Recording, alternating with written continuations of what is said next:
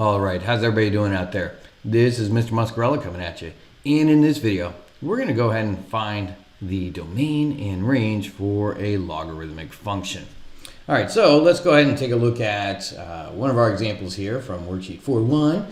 And we're going to take a look at this function, log base 5 of x of the argument 2x plus 5, or 2x plus 10, and then minus 1. So the first thing we want to do, of course, is a range. Range for all of these is going to be negative infinity to infinity. It's going to be all real numbers.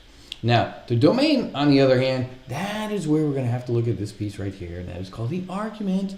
So we're going to have to look at that argument. We're going to take that argument, whatever it is, and that value has to be greater than 0. So the argument, 2x plus 10, has got to be greater than 0.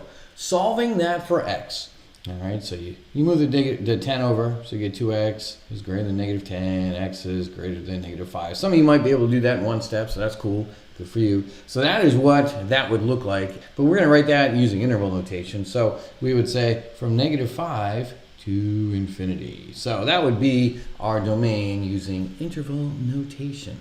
So we've simplified the inequalities, solve that for that, and then rewrite that using interval notation. So that's domain and range for that. That's all you got to do.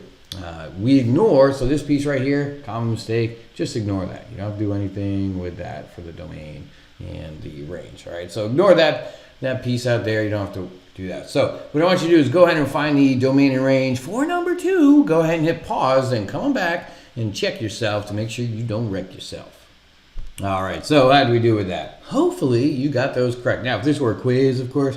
All right, so the range with correct notation, you'd get that. And then the domain, setting up that argument, greater than 0, get a point for that. And then a point for getting the x is greater than negative 3. And then, of course, writing it in interval notations. That'd be worth 4 points for that. So that's it. That's how you determine the domain and range for logarithmic functions. All right, thanks so much for watching. You guys make it a great day as always. Be sure to come back and check out how to graph these guys using Desmos. All right, thanks so much for watching, and I'll catch up with you later. Peace out.